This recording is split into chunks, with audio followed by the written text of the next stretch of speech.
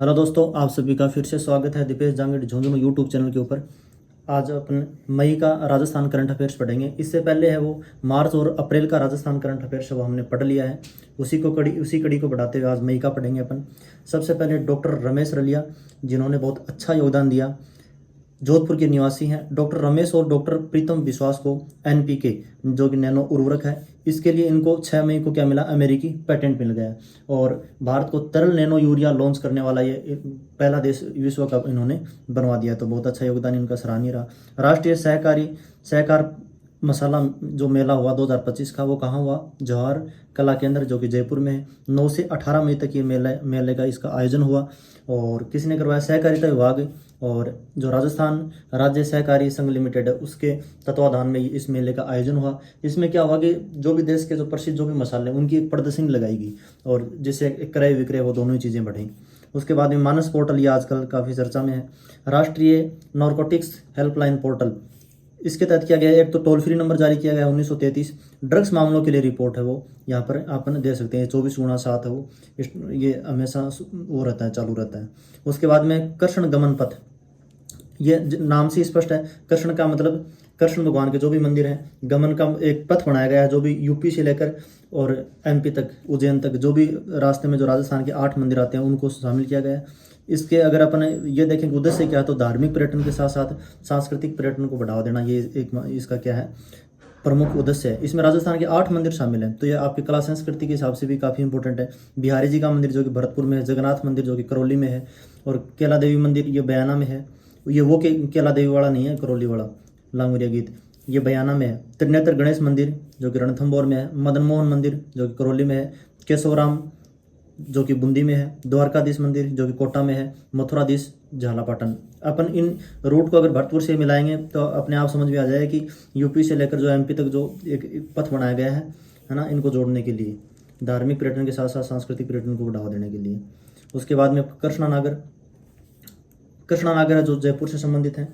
और बैडमिंटन की ये पैरा खिलाड़ी हैं, बहुत ही होनहार खिलाड़ी हैं, काफ़ी चर्चाओं में भी रहती हैं, क्योंकि 2020 का जो अपने पैरा ओलंपिक देखा था, उसमें उन्होंने टोक्यो में जो हुआ था उसमें गोल्ड मेडल जीता था। और ये खिलाड़ी कौन सी कैटेगरी के हैं, SS6 जो इसकी खेल कैटेगरी है, ये खेल कैटेगरी पूछ सकते हैं अच्छे खिलाड़ियों की।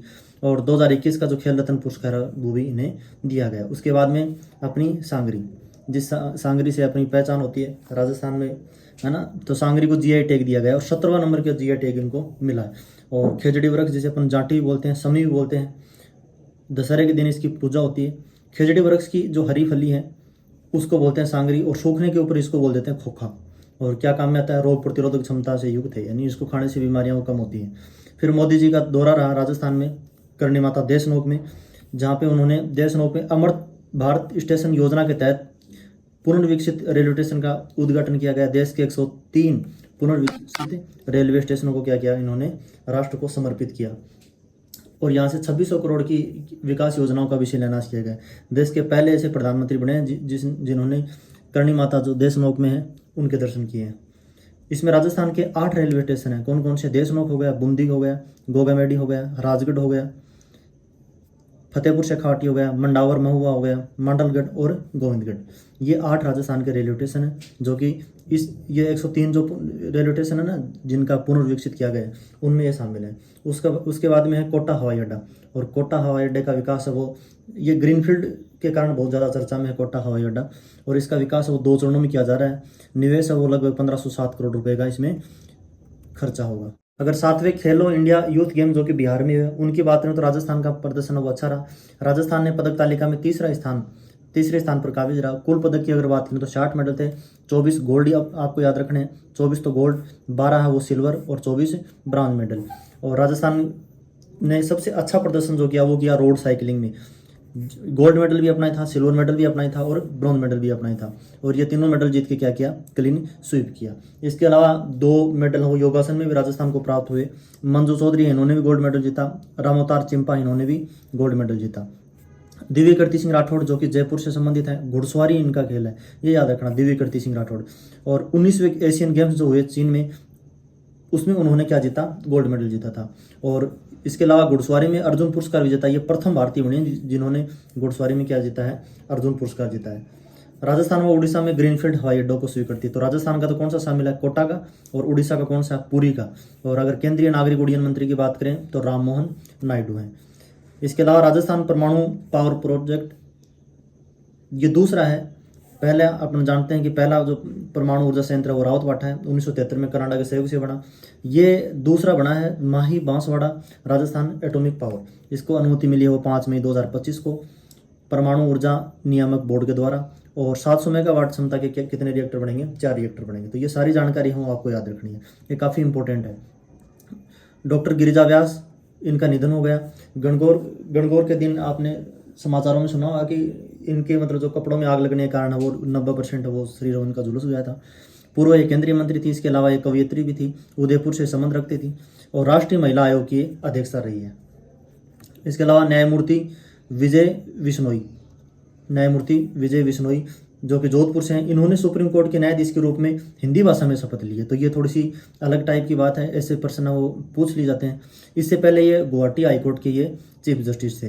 इसके अलावा राजस्थान का प्रथम साइबर स्पोर्ट सेंटर ये कहाँ पे बना है, 24 मई को ये जयपुर पुलिस कमिश्नरेट के द्वारा इसका उद्घाटन किया गया है, राजस्थान का प्रथम साइबर। और आजकल साइबर है वो यानी फ्रॉड है वो हर जगह फ्रॉड चल रहे हैं।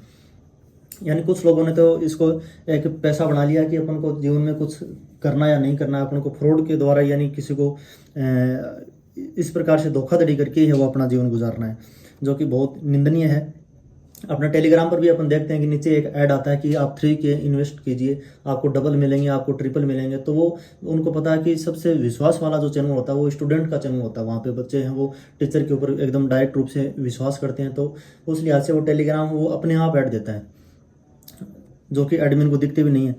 तो ये इन चीज़ों के ऊपर भी है वो रोक लगनी चाहिए। तो ये बना है, ये 24 मई को जयपुर पुलिस कमिश्नरेट के द्वारा उद्घाटन हुआ है। इसमें 2 चीज़ें, एक तो साइबर अपराधों से निपटना और जो पीड़ित हो चुके हैं उनको न्याय दिलवाना। भीलवाड़ा में प्रदेश का पहला देवनारायण कॉरिडोर बनेगा। देवनारायण है वो गुर्जरों के देवता हैं, और कला संस्कृति में देवनारायण जी भगवान के बारे में अपन अच्छे से पढ़ते हैं।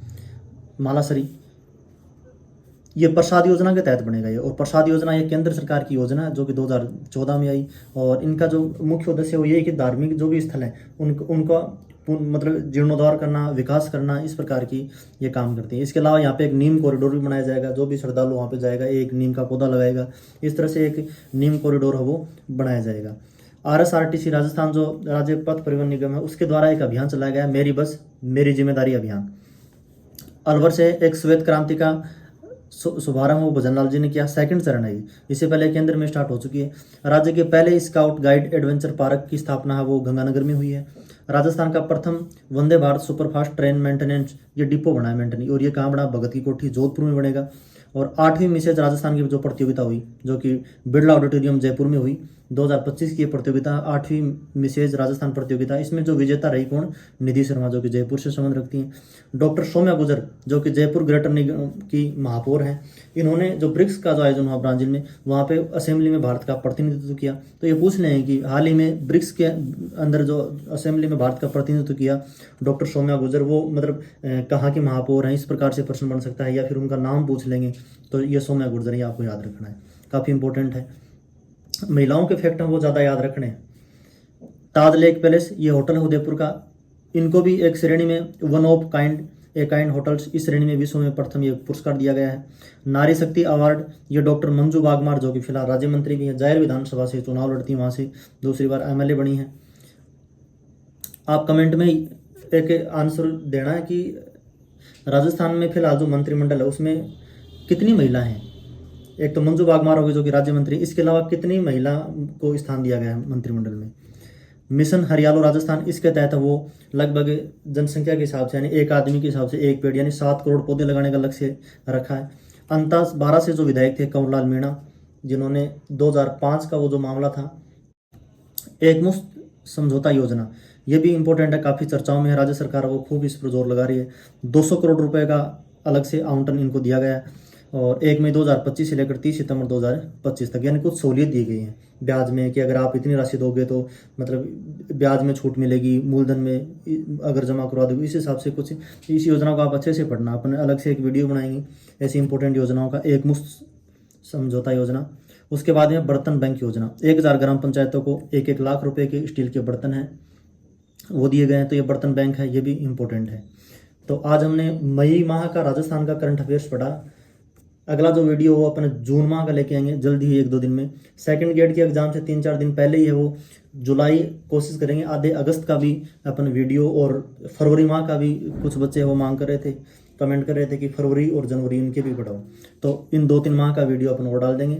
इनका आप क्विक रिवीजन यानी 2 गुना स्पीड करके जल्दी जल्दी जो भी अपन ने 2-3 वीडियो डालें, तो वहाँ से काफ़ी प्रश्न है वो आपको परीक्षा में हूबहू देखने को मिलेंगी। भाई प्रश्न आएगा तो यहीं से आएगा, और बाहर कहाँ से भी जाएगा। तो आप अपने साथियों के साथ भी वीडियो को साझा कीजिए। बहुत बहुत धन्यवाद।